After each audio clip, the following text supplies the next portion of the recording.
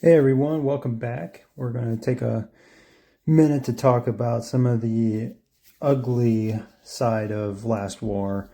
And by that, I mean some of the pay to win features that really have been a pain point for a lot of the community, and things such as the Gorilla, which has been very polarizing in discussions on Discord and in game, especially when it first came out. There were a lot of people that didn't want to have it in the game. Were not happy about the features and everything you needed to do just to get it unlocked to use it.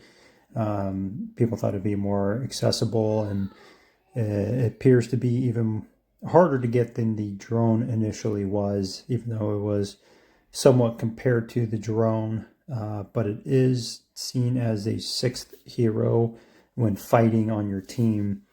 So it is very unique. But anyways, yeah, just a lot of things that were done, kind of wrong from the start, as far as not really putting any barriers up or penalties for progressing too rapidly, such as just dumping everything into drone and boosting the drone up and getting that extremely strong. Now you have the ability to just dump everything into the gorilla here and get him extremely powerful and just even more, out of balance with more casual players and casual spenders that can't keep up with all these new features all the time. And the fact that players that, if you spend nothing, are lumped into the same groupings as those that spend literally hundreds of thousands of dollars, not just every year or month, but every, potentially every week.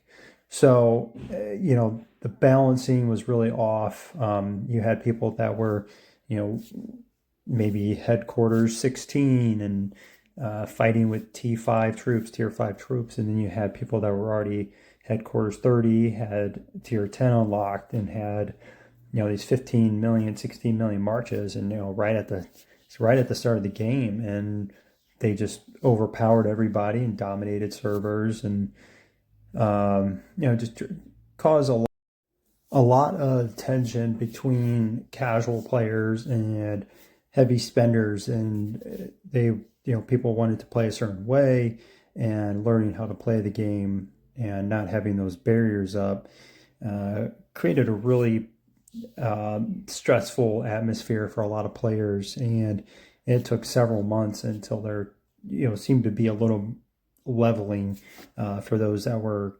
casual, and free to play players kind of plateaued, and then your heavy spenders continue to spend.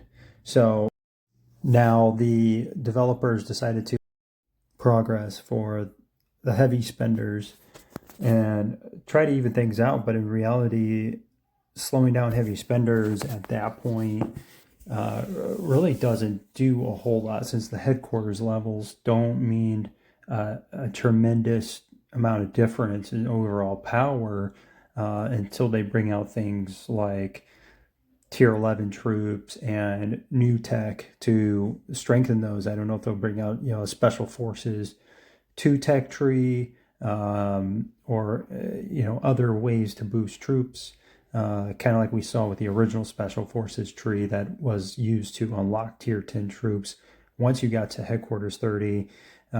So as of right now, rushing to headquarters 35, while it does improve your hero levels and gives you an advantage, somebody with a 35 million power march rushing to headquarters 35 is not going to get an advantage over somebody that already has a 45 million march. And say they stayed at headquarters 30, that will not help them win, just because of the sheer power difference that comes from gear and skill and all the other things that are drone and things like that. So do I think oil was helpful?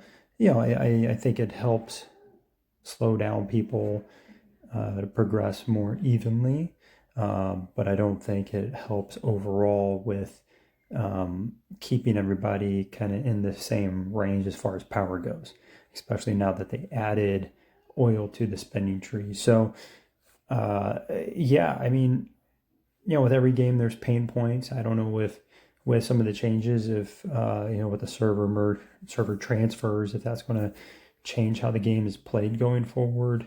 More even matchmaking, maybe some game modes that are more friendly to free to play and casual players, so they don't feel like they're just being overpowered 24/7 and punished because they didn't spend $1 on the game, so they can't enjoy it. I think that's one of the cries from the community is there's so much pay to play that they feel like it's hard to be a free to play and be a casual player.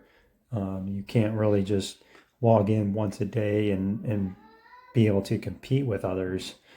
So that's part of it. But again, this game is designed to be a grinded out game, and if you're on all the time, you're grinding, doing the different events, you're going to get a lot of rewards. But then part of that too is being on a winning alliance, being on a winning server to get those rewards. And in order to do so, you have to be with whales. You have to be with people that spend a lot of money in order to overpower others to win those and get the big rewards at the end of the seasons or at the end of server tournament. So it really all does come down to how many whales you have and how much money they spent to help your server win or help your alliance win those tournaments. And yeah, that's kind of the truth about it. And you either like it or you don't. Either way, thanks for watching.